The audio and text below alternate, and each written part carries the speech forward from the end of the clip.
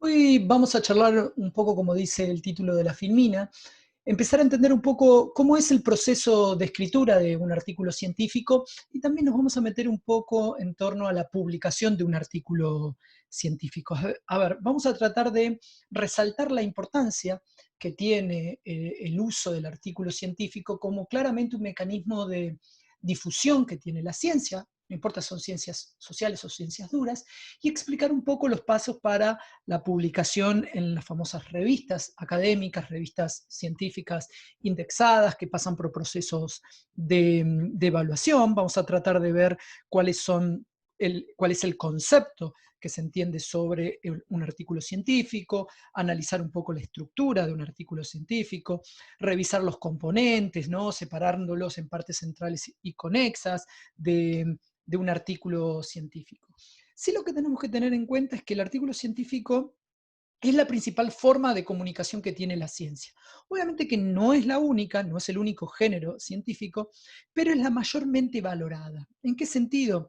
Porque experimenta claramente un proceso de revisión por pares, es decir, quienes al aprobar el trabajo van a constatar la buena calidad, verifican que atiendan los elementos necesarios para fortalecer el conocimiento científico en la temática en cuestión donde esté enmarcada eh, esa revista.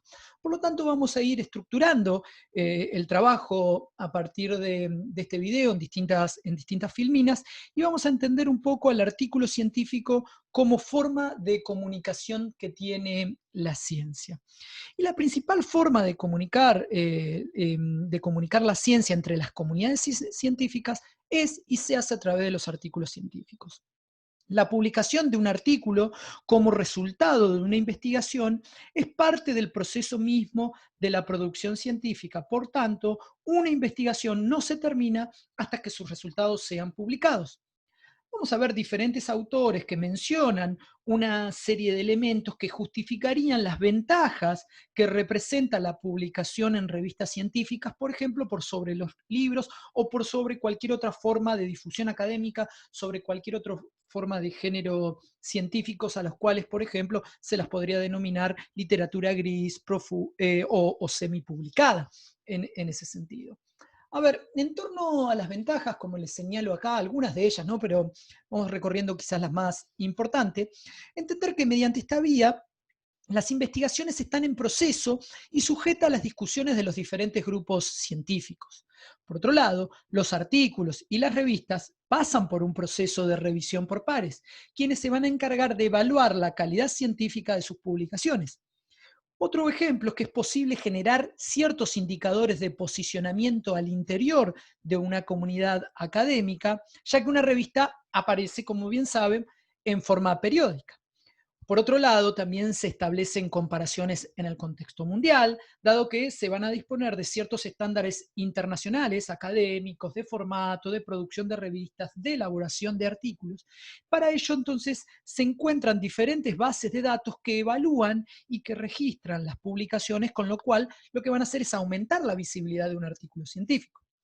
Además de todo lo que les acabo de exponer, la creación científica que está manifiesta en revistas y en artículos hace posible disponer de una existencia de producción original importante y sumamente actualizada del conocimiento. Por ejemplo, también el intercambio. Se tiene entonces la posibilidad de acceder a literatura internacional reconocida que antes no era posible. Esto lo que hace es que se incremente entonces la visibilidad del conocimiento. Las revistas entonces funcionan como un medio de comunicación, de información entre las comunidades científicas. Por lo tanto, conforman un medio eficaz para, por ejemplo, la enseñanza de la ciencia.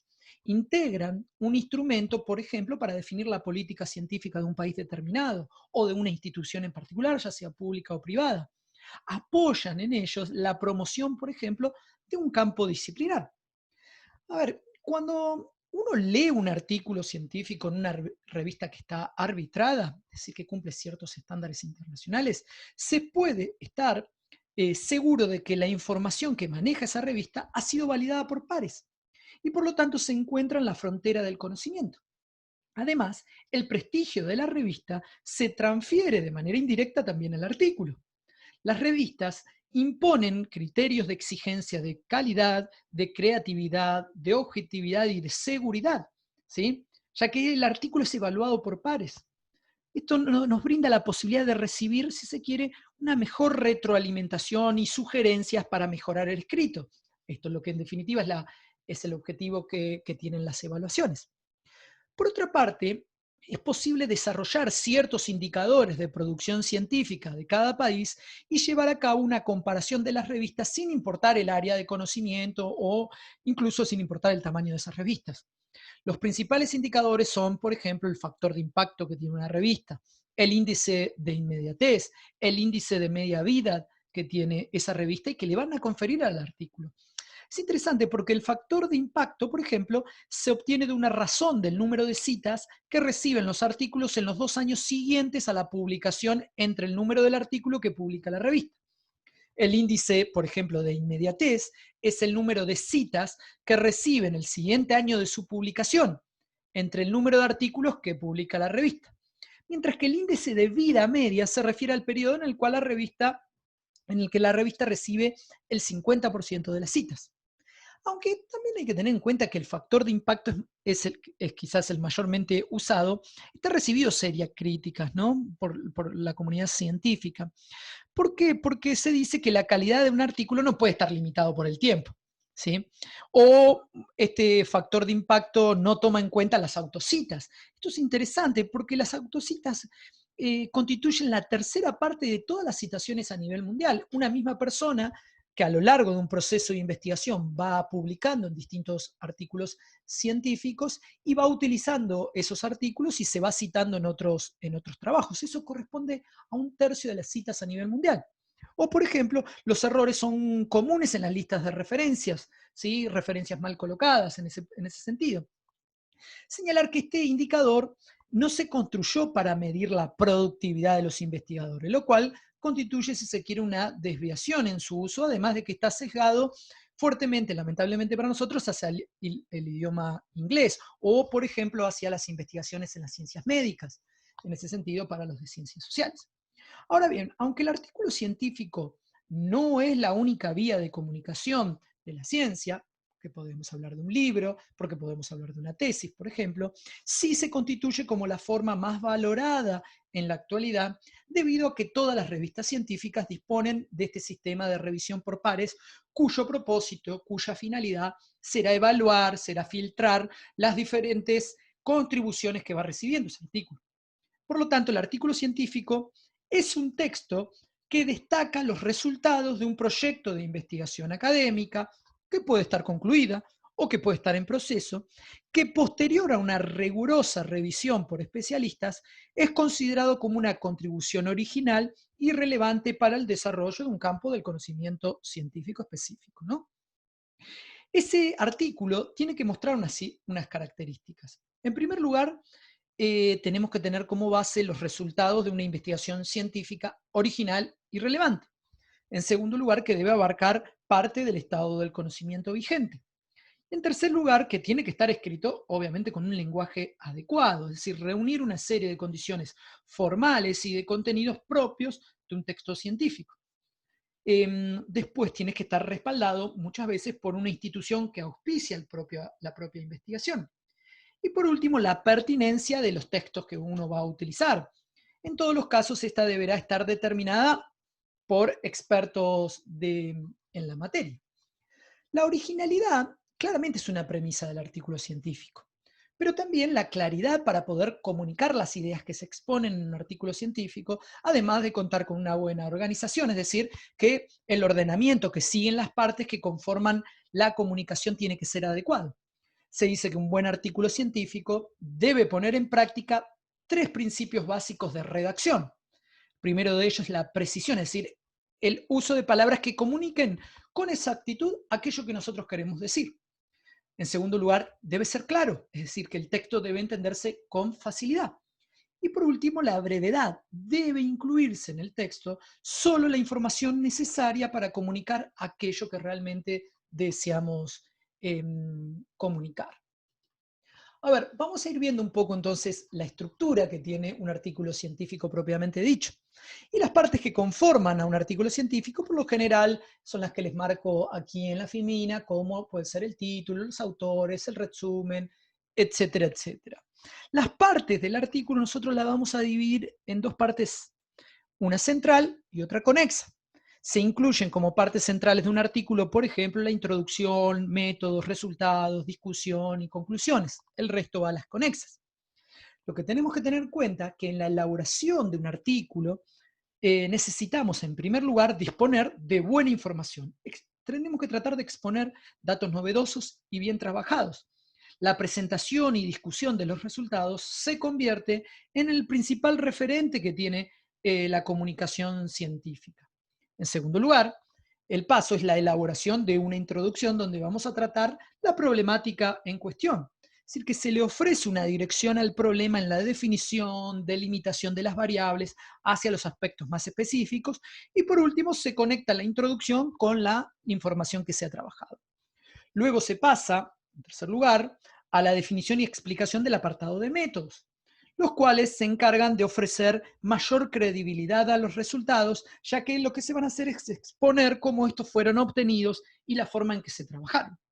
Y por último, cuarto lugar, la discusión, la cual empieza con el análisis de los resultados y termina con, por ejemplo, la comparación o la revisión de los elementos que fueron planteados en la introducción, en la estructura del artículo, en lo que se denomina el famoso AMRAD, ¿no? El abstract, la introducción, materiales y métodos, resultados y discusión, ¿sí? Y vamos a ir un poco a las partes centrales, ¿no? Los componentes principales que tiene un artículo científico, ya se los dije, el resumen o abstract, donde uno tiene que tratar de convencer al lector de la importancia del artículo, atraerlo hacia su lectura completa. Aquí se debe incluir las principales ideas que se atienden en las partes centrales. Es una versión compacta y condensada del artículo, ¿sí? Donde tenemos los objetivos, el alcance de la investigación, ¿sí? El resumen no es un plan de trabajo, ¿no? Pero no es un bombardeo de resultados, pero sí ciertas, el resumen claramente es la palabra del autor. Hay algunas cosas que no debería contener el resumen, como citar o parafrasear, por ejemplo. Luego tenemos lo que se conoce como la introducción, que debe contener en general declaraciones acerca del campo de investigación, declaraciones más específicas acerca de partes que, por ejemplo, no hayan sido investigadas, ofrecer los fundamentos de una investigación aún desconocidos. También deberían tener los elementos que indiquen la necesidad de contar con un conocimiento mayor de esa problemática en particular. ¿Sí? Los componentes que nos ofrezcan el alcance, el propósito, los objetivos de la investigación, del paper, y en elementos que brinden una valoración positiva o una justificación adecuada para que nosotros llevemos a cabo ese estudio. De veras que es conveniente que esté escrito en presente, estableciendo con la mayor claridad posible la naturaleza y los alcances del problema de investigación, ¿sí? Establecer los métodos y señalar las razones por las cuales fueron seleccionados esos métodos, e ir formulando los principales resultados de la investigación, ¿sí? Mencionar, si se quiere, lo que van a ser luego conclusiones centrales a las cuales se quiere llegar con este estudio. Luego tenemos el apartado de los métodos, ¿sí? Que muchas veces se incluye en una suerte de definiciones conceptuales, marco teórico dentro de las ciencias sociales. Esto es muy de las ciencias duras, pero soporta esto, sí, la credibilidad de los resultados encontrados. ¿Por qué? Porque en ella lo que uno va a hacer es señalar cuáles fueron los mecanismos, las formas, los caminos para la obtención y el tratamiento de los datos que permitieron llegar a los resultados obtenidos. Y luego, en cuarto lugar, vamos a tener resultados y discusión, o lo que se conoce como el cuerpo del texto, de la investigación, que se encuentra sobre todo esa discusión muy relacionada con el título del ensayo, del artículo. Esta sección debe contener una referencia bien fundamentada al propósito del estudio. Acá está la hipótesis, si es que tiene el trabajo. Uno tiene que revisar los resultados en orden de importancia, es decir, resaltar si los resultados sustentan en forma adecuada la hipótesis principal del trabajo, si contestan las preguntas de investigación, ¿no? Si se alcanzan los objetivos propuestos. Implicaciones del estudio, tanto de la perspectiva del contexto, por ejemplo, del espacio, de tipo referencial como de la perspectiva teórica, recomendaciones futuras a futuras investigaciones, ¿sí?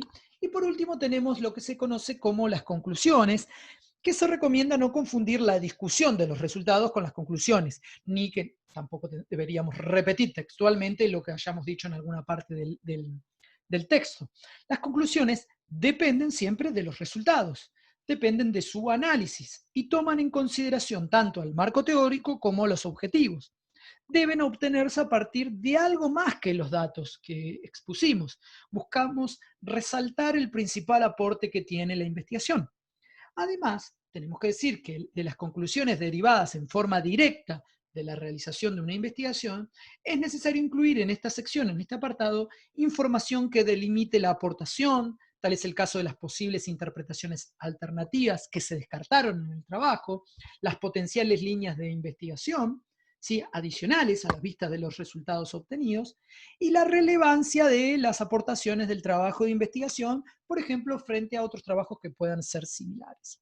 En general, en estos 5 puntos nosotros vamos a tener las partes centrales de un artículo. Luego vamos a tener lo que se menciona o conoce como partes conexas de un artículo científico. Obviamente la primera de ellas es el título, sumamente importante. ¿Por qué? Porque es lo primero que uno se va a encontrar, que los que van a evaluar el artículo es lo primero que van a encontrar, de tal manera que uno tiene que buscar un título sugestivo que invite a la lectura del artículo. A mí me gusta decir una frase que es lo último que se escribe, el título, pero va a ser lo primero que se lee. Y ahí hay que evitar ciertas palabras con ambigüedades, abreviaturas, en general. Bueno, en las normas APA se establecen un largo del título que generalmente recomiendan no debe pasar las 12 palabras. Luego tenemos autor o autores que escriben el artículo, con su referencia en cuanto al grado y su institucionalización. Las palabras claves que piden generalmente las revistas, el número de palabras claves y la forma de seleccionarlas, bueno, son establecidos por las revistas. Pero para la preparación de esta deben seleccionarse palabras vinculadas generalmente al problema de investigación. No frases, nunca frases, y es recomendable seleccionar palabras que estén vinculadas al problema, a los métodos y al resultado. Entre las revistas van entre las 3 y 5 palabras. Luego tenemos un apartado que vamos a dedicar a una clase en particular, a un video en particular, que es el apartado de las citas, ¿sí? Pero sí entendiendo que se pueden establecer dos aspectos esenciales respecto de la cita. Primero, la naturaleza textual de una cita, y segundo, cuál es la función que cumple y que va a cumplir y que le quiere hacer cumplir el autor en el artículo científico, ¿sí? Las citas no constituyen una sección propia de la estructura de un artículo, pero vamos a ir viendo que hay que darle un tratamiento en específico de las normas de citados, y para eso las revistas exigen y precisan y establecen de manera muy clara cuál es la forma que ellos aceptan de citados de cada una de las fuentes que uno utilice, ¿sí? Luego en el punto 5 tenemos lo que se conocen como referencia o bibliografías, referencias bibliográficas, y es muy importante también seguir al pie de la letra las instrucciones de las revistas, ¿no? Pero en general nos vamos a encontrar que los formatos más comunes van en relación alfabética al final del artículo, notas de pie de página, relación numérica al final del artículo. En general, en los diferentes formatos aparecen los siguientes datos: el apellido y el nombre de los autores, el año de la publicación, el título del artículo o bien de la obra consultada. Esto vamos a tener una clase en particular, ¿sí? Pero surgen preguntas, y me parece que a ustedes también les van a surgir, que le plantean a uno sobre cuántas referencias, cuánta es la bibliografía que debería tener un artículo científico, un trabajo de tesis de grado, de maestría, de doctorado. Es verdad que para un reporte de investigación no existe un número ni mínimo ni máximo de referencias, y eso va a depender siempre del tipo del artículo, el soporte teórico, metodológico necesario. Y por último, no es tan común, pero algunos artículos científicos tienen lo que se conocen como anexos. Y en general en los anexos deben aparecer, por ejemplo, los instrumentos utilizados para la obtención de los datos, tales como pueden haber sido si utilizamos un cuestionario, y está el cuestionario completo en el anexo, la entrevista, las encuestas, datos demográficos de la muestra o de la población, etcétera, etcétera. Esto nos va a permitir, una vez que nosotros entendemos cuáles son las partes de un artículo científico, nos va a permitir pasar a lo que se conoce como el proceso de preparación del manuscrito, ¿no? Del escrito. Y la preparación del artículo debe atenderse en 4 apartados. En primer lugar, es necesario definir un plan de escritura, considerar el tiempo y los recursos disponibles. Después sí uno tiene que definir, bueno, cuál va a ser la etapa inicial de preparación, es decir, cómo iniciar el escrito, atender los procedimientos de edición y por último llevar a cabo lo que se conoce como una revisión o un repaso final. Cuando uno define, ¿qué quiere decir definición del plan de escritura? Nosotros tenemos que tratar de definir un plan de actividades. Durante ese lapso se le tiene que asignar un tiempo a las diferentes actividades, como pueden ser el diseño del plan, la forma de seguimiento de las actividades, la forma de empezar el artículo, la discusión del plan de escritura con colegas, con algún director, con un docente, escribir, por ejemplo, las principales ideas de un artículo, hacer un borrador de los principales argumentos, empezar ya a seleccionar la posible revista. Es decir, que se recomienda en general, por ejemplo, que uno haga un apartado de 3 revistas para tomar luego la decisión final de dónde lo va a enviar. Realizar una revisión de las fuentes teóricas, de los datos que va a trabajar, las evidencias con las cuales se van a contrastar las hipótesis de trabajo. ¿Sí? Las siguientes semanas que uno trabaje le va a dedicar entonces a la revisión y edición del trabajo para luego ver dónde lo vamos a enviar. Luego hay una etapa inicial de preparación, que una de las, si se quiere, de las fases más difíciles es empezar la escritura de un artículo. Y acá vamos a ir encontrando diversas formas de empezar, ¿no? Seleccionar los datos que se van a manejar en el artículo, discutir con colegas, revisar la información que proporcionan los colegas, en general definir la forma de presentar los datos y los resultados, ¿sí? Las ideas que vamos a trabajar, sugerir y analizar alternativas para, por ejemplo, el título del trabajo, elaborar un borrador sobre la introducción, sobre el marco teórico, un borrador sobre la discusión de los resultados y las conclusiones, empezar ya a escribir un abstract, un borrador del abstract, del resumen, ¿sí? Empezar a identificar las palabras claves, es decir, una serie de elementos que hay que tener en cuenta en esta etapa inicial. Y luego sí atender los procedimientos de edición, porque cuando nosotros terminemos de escribir el trabajo, entrar de nuevo a nuestro trabajo para empezar a marcar todos los errores posibles, ¿sí? Iniciar un proceso de reestructuración una vez escrito. Y el proceso de revisión y reestructuración en general se repite en varias ocasiones hasta lograr uno mismo una satisfacción con el contenido del trabajo. Por lo tanto, el siguiente paso va a ser editar, revisar la fluidez del discurso, los significados, las estructuras de las oraciones, revisar algo muy importante, la ortografía, la puntuación, la gramática, revisar, por ejemplo, la correspondencia de las citas con las referencias, las consistencias de esas citas, repetir este proceso cuantas veces sea necesario para luego seguir a un repaso final cuando uno ya tiene el artículo completo. Es importante llevar a cabo una revisión final de forma integral, analizar el documento, si el documento, por ejemplo, cierra en forma adecuada, termina con un final apropiado, reflexionar sobre ese artículo como, incluso como si uno fuera el lector, como si uno fuera el evaluador, porque muchas veces lo que pasa es que terminamos de escribir un artículo y enseguida lo enviamos al docente para aprobar una materia o a una revista científica. Y eso es grave, es un grave error. Luego tenemos, obviamente, una vez que el artículo ha sido enviado, pasa al proceso de evaluación. Y en el proceso de evaluación lo primero que nos vamos a encontrar es que tenemos que seleccionar la revista. Cuando tenemos el trabajo muy bien revisado, cuando estamos con seguridad de ese trabajo que podría llegar a ser publicado, es necesario seleccionar la revista a la cual nosotros vamos a enviarlo. La mejor práctica, si se quiere, seleccionar desde la propia escritura del artículo científico con la finalidad de adecuar las diferentes partes, las características, la estructura de una publicación, ¿sí?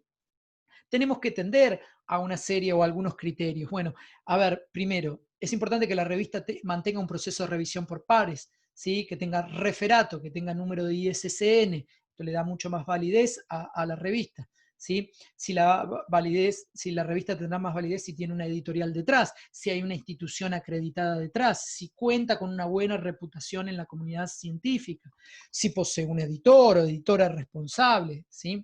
Son elementos muy importantes para atender. Por ejemplo, el número de índice de calidad que cuenta la revista. Cuestiones muy importantes a tener en cuenta. Y luego va a quedar esperar los resultados. A ver, cuando llega un artículo, el artículo a la revista, la primera actividad que tiene el editor de una revista es revisar si el tema es pertinente a la problemática que atiende la revista. ¿Sí? Algunas revistas van a tener temas en generales o algunas revistas van a sacar temas en particular para una relacionados a una temática en particular, entonces uno sabe si ese artículo se puede adecuar a esa publicación. Después, si las instrucciones a los autores fueron atendidas debidamente. Si se cumplen estos requisitos, el editor transfiere el artículo a los evaluadores, que normalmente son dos, que no sabe quién es el autor del artículo, es a doble ciego lo que se conoce. Los resultados pueden ser aceptados sin observaciones, es decir, cuando los dos evaluadores aceptan el artículo y no realizan ninguna recomendación. Evento, les puedo asegurar que es muy poco probable, que casi nunca se da. La segunda opción es aceptado con observaciones, donde cada evaluador realiza las observaciones, las envía al editor y al autor, quien tiene la libertad de hacer las correcciones o desatender y no publicar el artículo. También puede presentarse el caso de que el evaluador acepte, por un lado, pero otro evaluador lo rechace. Entonces la decisión generalmente la toma un tercer evaluador. Y otra opción es el rechazo, que en este caso lo único que se puede hacer es reformular el trabajo adecuando las características de ese trabajo y los pedidos a otra revista y enviarlo de nuevo. A ver, la principal razón de rechazo es que el autor generalmente yerra al probar la hipótesis propuesta. Además, también porque el trabajo no agrega elementos al avance del conocimiento sobre el tema. O quizás, por ejemplo, porque el tema ya ha sido publicado por otros autores con los mismos resultados. O bien, por ejemplo, porque se hace un uso incorrecto de los datos. Hay una gran serie de cuestiones que nos llevan a los problemas, ¿no? Al respecto de esto y por qué se rechazan artículos, ¿no? Porque muchas veces se plantea que un artículo puede ser rechazado por falta de precisión técnica, por carencia de originalidad, por incoherencia en la exposición de los datos, falta de rigor académico, desconocimiento o desactualización de la bibliografía especializada sobre el tema, muchas veces también por falta de originalidad, o a veces por abuso del discurso en detrimento de la exposición de datos, o incluso irrelevancia del problema. En general, son algunos de los problemas o las principales razones de por qué se rechazan los artículos científicos. Y acá vamos a ir viendo una serie de restricciones y de recomendaciones que podemos hacer.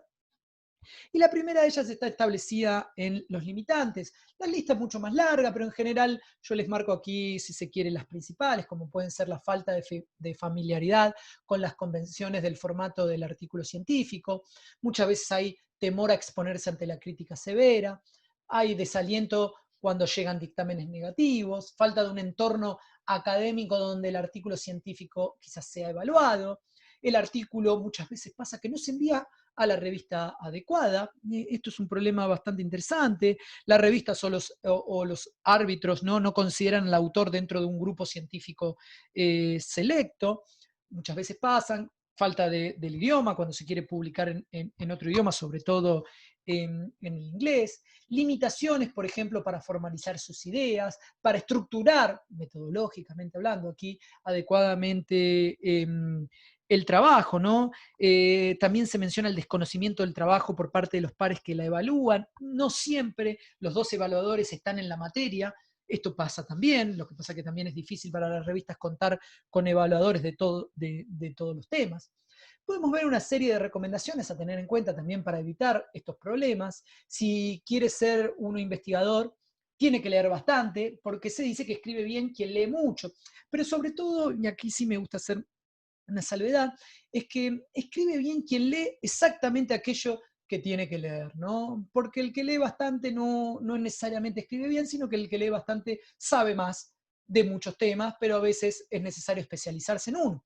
Por ejemplo, tener en cuenta que si nos están pidiendo correcciones, siempre estamos del lado positivo del negocio. Es decir, que si se le rechaza su trabajo, uno puede hacer correcciones y enviarlo a otra revista de forma inmediata.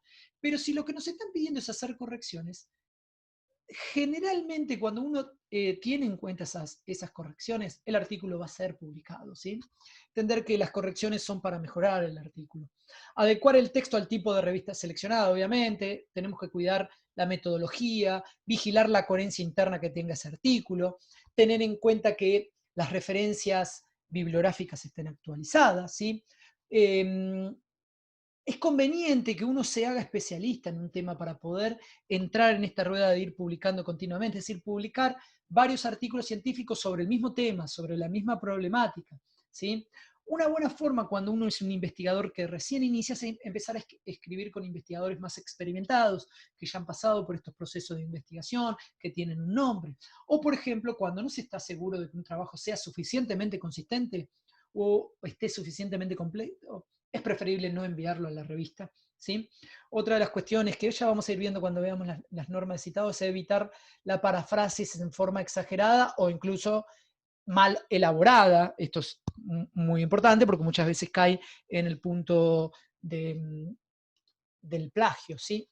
Y acá nos vamos a encontrar con los principales vicios y, si se quiere, los principales errores. Muchas veces somos demasiado repetitivos en los artículos, ¿sí? Se escribe a veces de manera monótona, se hace difícil la lectura. Lo de las faltas, cometer faltas de ortografía, esto por favor, esto no puede suceder. Y obviamente no atender las recomendaciones y las críticas de los revisores. Si te están haciendo una revisión que parece lógica y bien fundamentada, uno tiene que tenerla en cuenta. Insisto mucho en la metodología, se encuentran muchos artículos con una metodología inconsistente. La gran mayoría de los problemas de los artículos científicos, de las tesis, no son de índole de contenido, sino que son fallas netamente metodológicas. El artículo presentado no plantea realmente un problema, y es muy difícil si estamos en una investigación académica, científica, sino que lo que plantean muchas veces es un conjunto de reflexiones temáticas que no caen dentro de este género científico. El marco teórico no se corresponde con los análisis de los datos, es decir, que tiene que haber una correlación, eso ya lo hemos visto. Un error serio es pretender publicar lo mismo en dos revistas, no podemos mandar un mismo artículo a dos revistas al mismo tiempo, ¿sí? La omisión de fuentes, de aportaciones recientes, la falta de fundamentación de la relevancia del problema y su factibilidad, la pertinencia de la elaboración es realmente muy importante y que tenemos que tener en cuenta. Y por último tenemos un poco la experiencia en la evaluación de los artículos científicos, la experiencia propia y la experiencia de algunos colegas, que sostenemos que primero es necesario insistir en la precisión técnica, ¿sí? Es decir, que los datos y los tratamientos de los mismos tienen que estar bien trabajados, ¿sí? La originalidad del artículo es muy importante, ¿sí? La relevancia del artículo es muy importante, la coherencia en la exposición de los datos, la estructuración de un artículo, ¿sí? Las conclusiones significativas que sean resultado de la discusión del artículo, todo ello sin atender siempre el uso del lenguaje y la correcta redacción. Fijar, por ejemplo, la atención en la originalidad de la aportación, la claridad del escrito, la veracidad, obviamente, de las aseveraciones, ¿sí? El dominio que uno tenga del estado del conocimiento existente respecto del tema, del problema, ¿no? Y cómo ha sido y cómo es tratado en el artículo, ¿sí? Y que, sobre todo, también el artículo tenga una adecuada articulación entre la teoría, la metodología y el análisis, esas tres patas que tiene un proceso de investigación que necesariamente realicemos, si se quiere, en un artículo científico, aunque sea una contribución al conocimiento. Uno no pide que vaya a descubrir algo nuevo, pero sí claramente, por lo menos debe ser modesta. Es decir que, para ir cerrando, para ir no aburriéndolos demasiado, la habilidad y la experiencia en la presentación de reportes de investigación a través de la elaboración y la publicación de artículos científicos solamente se va a lograr mediante el ejercicio cotidiano, ¿sí? Claramente es muy difícil de una vez y la primera lograr que se publique un artículo científico, pero sí solamente tenemos que tener presente las ideas que tiene ese artículo científico y cómo organizar de mejor manera ese ejercicio, ¿no? La presente comunicación lo que pretende en este video, pretendemos, es, se quiere una invitación a los investigadores, sobre todo los más jóvenes, para que se comprometan con este tipo de tareas dentro de un proceso de investigación científica.